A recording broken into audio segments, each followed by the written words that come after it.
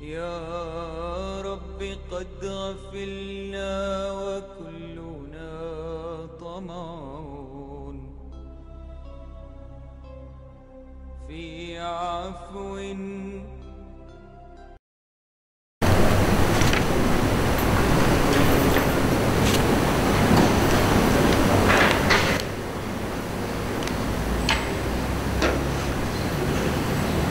Sabtu baru ni tak ada. Tak ada orang.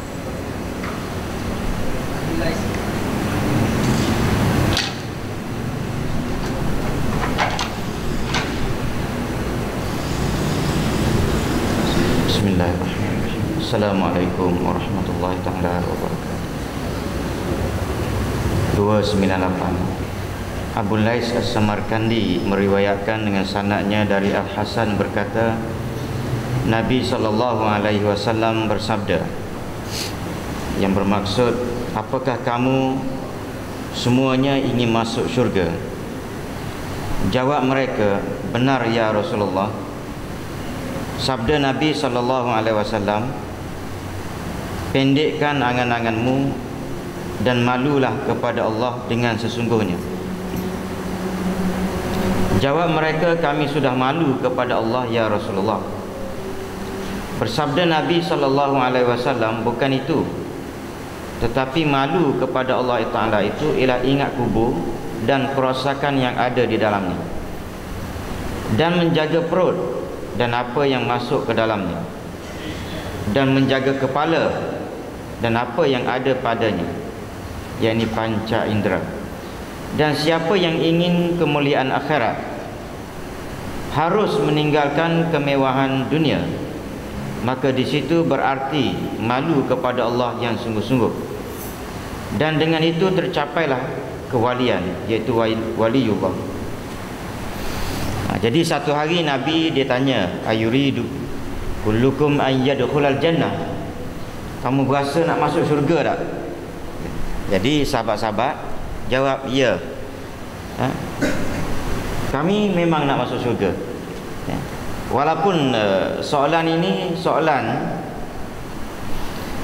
yang berkaitan dengan kehendak manusia nak masuk syurga alam akhirat, tetapi soalan itu sebenarnya dia akan menjadikan orang itu bagus dalam dunia.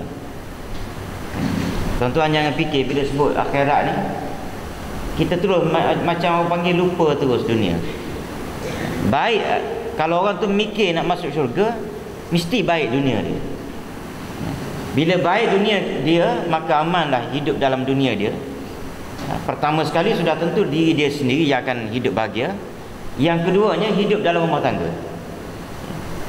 Orang yang mikir nak masuk syurga, mesti baik dalam rumah tangga dia, mengendalikan isteri dia, anak dia.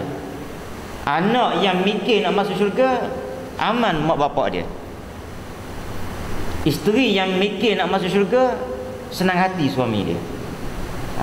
Kena ingat macam tu. Jangan fikir ni tinggal dunia, ni tinggal bini, tak payah beranak, jangan makan. Baik, bila ditanya begitu, maka sahabat tanya, apa sahabat kata, nak ya Rasulullah. Maka Nabi kata, qasirul amal, jangan duk berangan panjang sangat. Berangan untuk membangunkan dunia sampai kamu lupa kepada, kata orang, kehidupan yang beragama sepanjang hidup dalam dunia ini. Nombor dua, kamu kena malu kepada Allah. Jadi sahabat tanya, sahabat yang menerima jawapan begitu daripada Nabi, dia kata, setakat nak panjang angan tu kami boleh dah. Malu kepada Allah Ta'ala pun kami dah buat dah. Maka Nabi kata, kalau kamu faham tentang malu tu, semua tak betul berlaku. Malu kepada Allah Ta'ala ni, dia kata, pertama sekali bukti dia malu kepada Allah ialah ingat kubur dan kerosakan yang ada di dalam. Jadi ingat kubur, lepas tu ancaman dalam kubur, dengan kala jengkingnya, dengan soalan mungkar nakirnya. Kena ingat tu. Kalau masuk kubur senyap, tak ada apa-apa, tak apalah. Kira nak jadi action ke, nak jadi apa, ego ke, nak jadi apa ni orang panggil samseng ke dalam dunia, tak apa. Ya.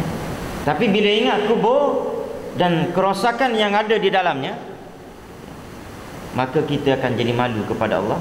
Mikir lagu mana kita ni nak suruh jadi baik dengan Allah. Nombor 2, menjaga perut dan apa yang ada di dalamnya, apa yang masuk ke dalamnya. Maknanya benda-benda ni semuanya yang kadang-kadang kita orang panggil tak jaga. Masuk dalam perut yang kita selalu sebut, ya, makanan yang haram. Makanan yang haram ni ada kalanya kita sedar, ada kalanya tidak, ya.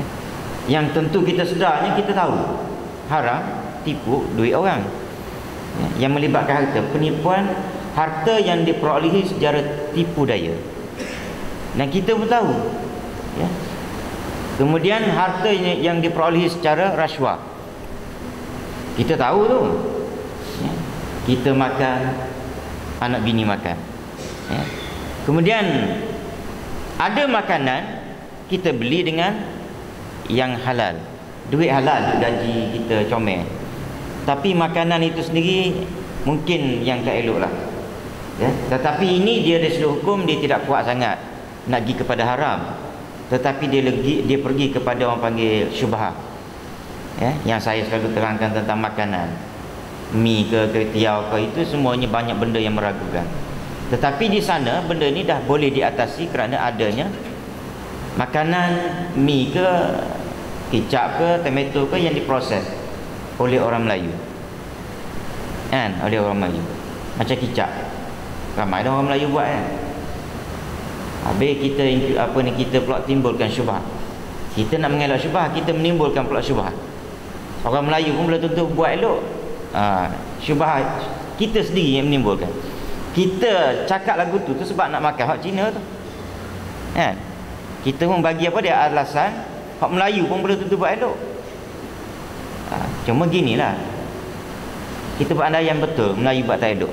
Sekurang-kurangnya Melayu, dia Melayu Islam, kan. Dan Melayu Islam ni paling tidak dia jaga juga kebersihan. Cina tapi kadang-kadang ada benda yang tak bersih dia tak kisah, terutama sekali dalam bab nak jaga apa ni orang panggil kualiti, kan. Kualiti produk yang dikeluarkan tu nak tahan lama. Tak mustahil kalau dia isi benda-benda yang dikatakan lemak babi ke apa benda tu. Jadi lebih baik ambil hak Melayu, ya. Baik. Dan menjaga kepala dan apa yang ada padanya, yang ini panca indera. Kepala kita ni saja ni, ya tak? Otak mikir nak buat jahat, kena jaga. Yang kedua mulut, ni lidah, ya, paling bahaya sekali.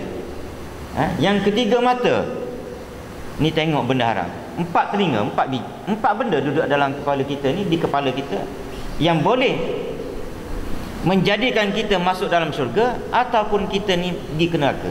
Waliyahzubillah.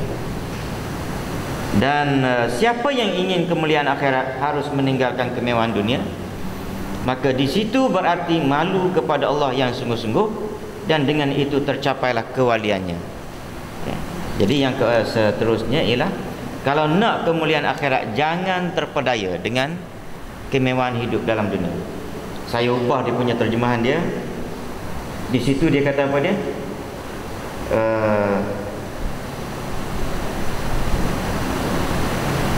Tinggalkan zina ad-dunia, ya, perhiasan dunia.